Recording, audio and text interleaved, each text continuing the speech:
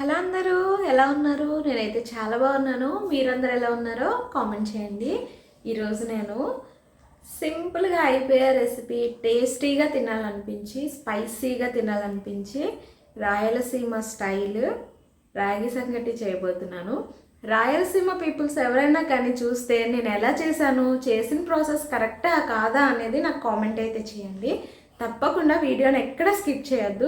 వీడియోని స్కిప్ చేశారంటే కనుక నేను చేసిన ప్రాసెస్ అంతా కూడా మీరు మిస్ అయిపోతారనమాట.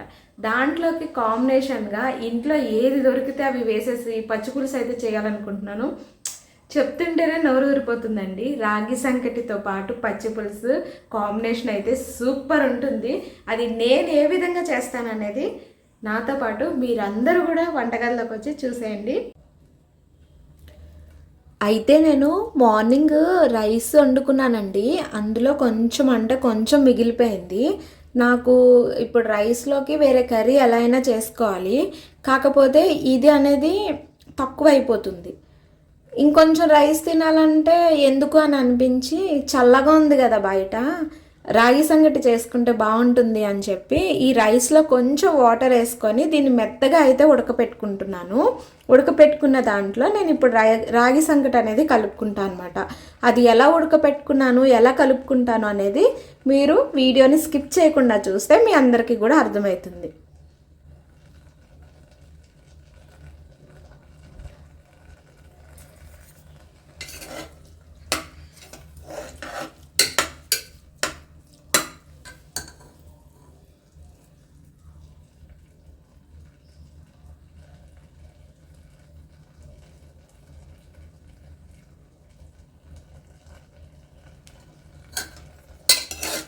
నాకు అన్నం ఈ మాత్రం మెత్తగా ఉంటే సరిపోతుందండి. దీన్నైతే నేను పప్పు గుత్తితో మెదుపుకోవాలి. యాక్చువల్లీ నా దగ్గర పప్పు గుత్తి లేదు అని చెప్పి ఇలా నేను కవ్వంతో అయితే మెదుపుతున్నాను.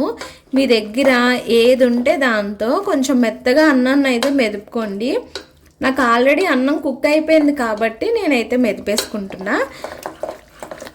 మీరు లేదు ఇందులోనే మంచిగా కుక్ చేసుకుంటాను అంటే కనుక మీరు ఇందులోనే ఇంకాస్త వాటర్ వేసుకొని మంచిగా అయితే కుక్ చేసుకోవచ్చు. నాకైతే ఎలా అయినా ఇందులో కొంచెం వాటర్ అనేది పడుతుందన్నమాట. ఎక్కువ శాతము చికెన్ కర్రీ, మటన్ కర్రీ ఇలాంటివి ఏమన్నా నాన్ వెజ్ ఐటమ్స్ చేసుకున్నప్పుడు తినాలనిపిస్తుంది. దాంతోపాటు బెండకాయ పచ్చడి చేసుకున్నా కానీ నాకు ఈ రాగి సంగటి తినాలనిపిస్తుందండి.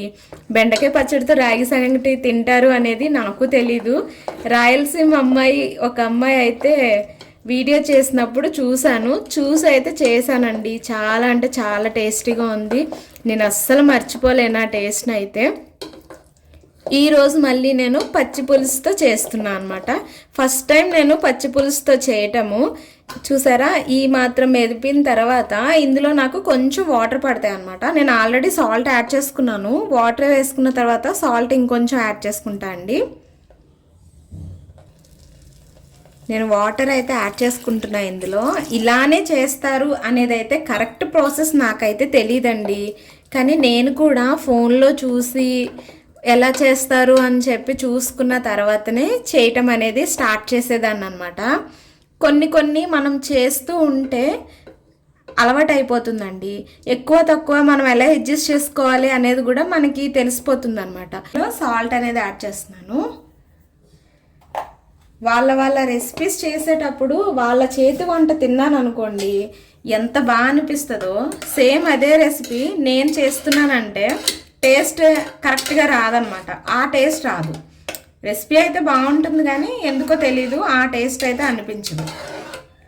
ఒక్కొక్కరి చేతి వంట ఒక్కొక్కలా అంటారు కదా, అదేనేమో మరి. అయితే ఇందులో వాటర్ యాడ్ చేసుకున్న తర్వాత నేను ఇప్పుడు ఈ పిండి అయితే యాడ్ చేసేసుకుంటున్నానండి. ఒక గ్లాస్ పిండి అయితే నేను యాడ్ చేసుకుంటున్నాను చిన్న గ్లాస్తో. కలుపుకుంటూ నాకు ఎంత కావాలో చూసుకొని దాన్ని బట్టి ఇంకొంచెం యాడ్ చేసుకుంటాను. దీనికి కొలతలు అయితే నాకు తెలియదండి. 1కి 2 అని అయితే నేను చెప్పలేను. అడ్జస్ట్ చేసుకుంటూ వేసుకోవడమే పిండి అయితే.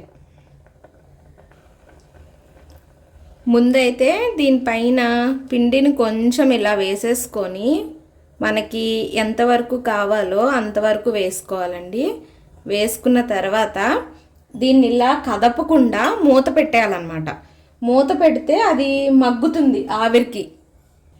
ఇలా మూత పెట్టేసి ఇలా వదిలేస్తే ఒక 2-3 నిమిషాలు వదిలేసాం అనుకోండి, ఆవిరికి అయితే మగ్గుతుంది.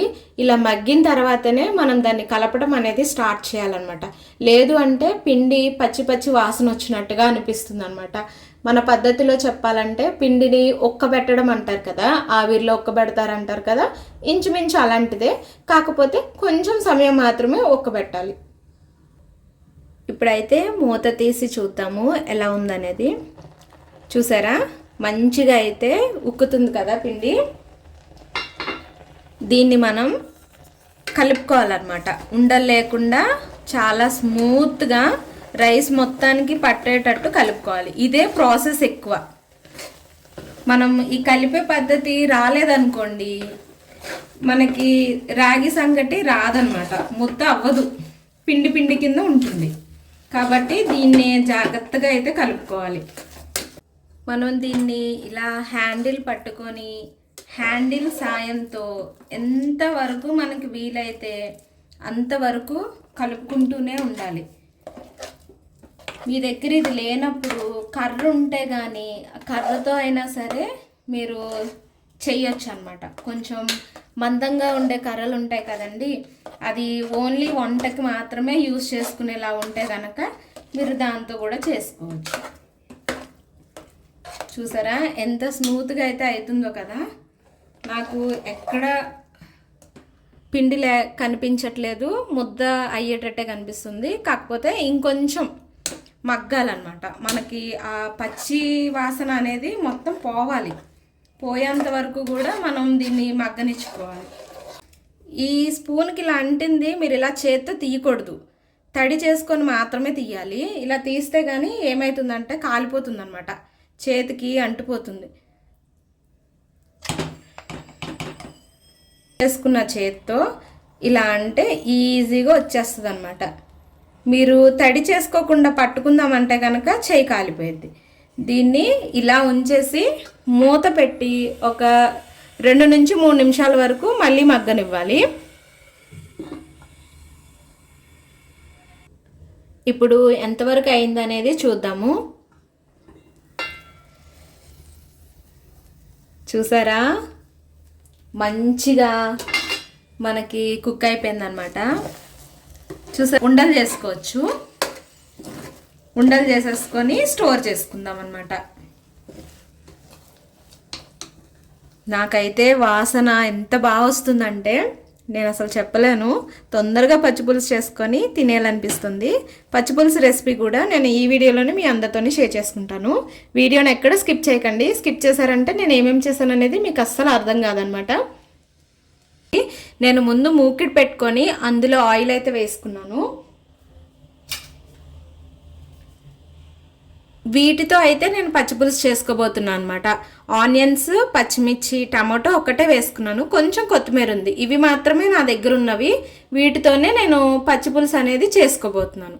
ముందుగా ఆయిల్ వేగిన తర్వాత ఈ పచ్చిమిర్చి అనేది వేసుకోవాలి. మీరు పచ్చిమిర్చి ప్లేస్లో ఎండుమిర్చి వాడుకుంటా అన్నా పర్వాలేదండి, అవైనా సరే వాడుకోవచ్చు అనమాట. ఇలా పచ్చిమిర్చి మంచిగా వేగిపోయిన తర్వాత నేనైతే మిక్సీ జార్లోకి తీసేసుకుంటున్నాను. దీన్ని రోట్లో కూడా వేసుకొని నూరుకోవచ్చండి. నేను కొంచెమే క్వాంటిటీ చేస్తున్నాను కదా, రోట్లో నూరితే నాకు కుదరదు అనమాట. అందుకని చెప్పి మిక్సీలో అయితే వేసుకుంటున్నాను. పచ్చిమిర్చిని తీసేసిన తర్వాత ఇందులో ఆనియన్స్ వేసుకోవాలి. ఈ ఆనియన్స్ కూడా మనకి లైట్గా వేగితే సరిపోతుందండి, ఎక్కువ అనేది వేగక్కర్లేదు. నా వీడియో మీకు నచ్చితే కనుక లైక్ చేయండి, మీ ఫ్రెండ్స్కి, ఫ్యామిలీ మెంబర్స్ అందరికీ కూడా షేర్ చేయండి. తప్పకుండా సబ్స్క్రైబ్ అయితే చేసుకోండి. పక్కన కనిపిస్తున్న బెల్ బటన్ ఆన్లో ఉంచుకున్నారనుకోండి, ఇలా నేను ఎప్పుడైనా సరే నాకు గుర్తొచ్చినప్పుడు నేను చేసిన రెసిపీస్ అన్నీ కూడా ముందుగా మీకు నోటిఫికేషన్లో వస్తాయన్నమాట.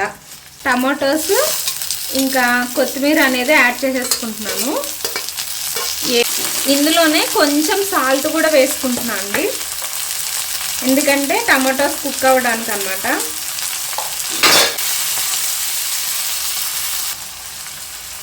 జీలకర్రను కూడా యాడ్ చేసుకుంటున్నాను. డైజెషన్కి చాలా బాగా యూజ్ అవుతుంది అన్నమాట జీలకర్ర. వెల్లుల్లిపాయ కూడా వేసుకుంటున్నా అండి. ఒక 2-3 రెబ్బలు వేసుకుంటే సరిపోతుంది. అంతే అండి, అయిపోయింది. దీన్ని మనం మిక్సీ జార్లోకి తీసేసుకోవాలి.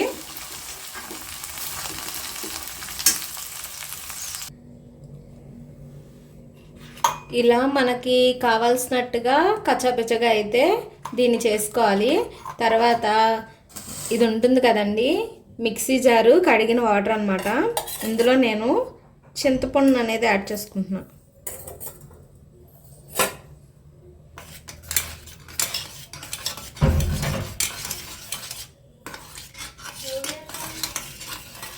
వీడియో అన్నారు.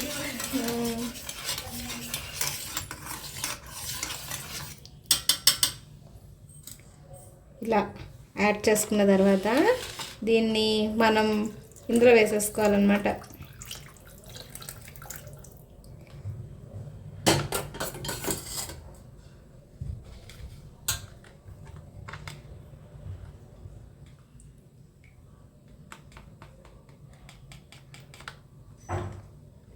ఉప్పు సరిపోయిందా లేదా అనేది చూసుకొని మనం అడ్జస్ట్ చేసుకుంటే సరిపోతుంది.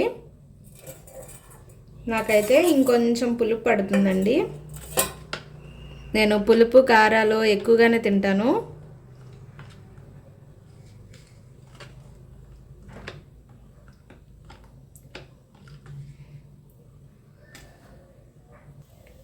ఇప్పుడు మనం రాగి సంకటి చేసుకున్నాం కదా, దాన్ని అయితే గిన్నెలో వేసుకుందాము.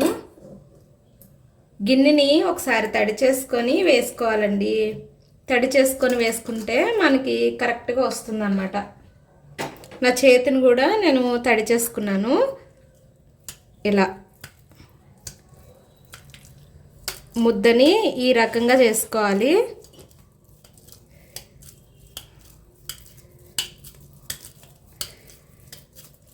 మీరు తడి చేసుకోకపోతే చేతికి అంటుకుపోతుంది అన్నమాట, ఇందులోంచి రాదు అస్సలు.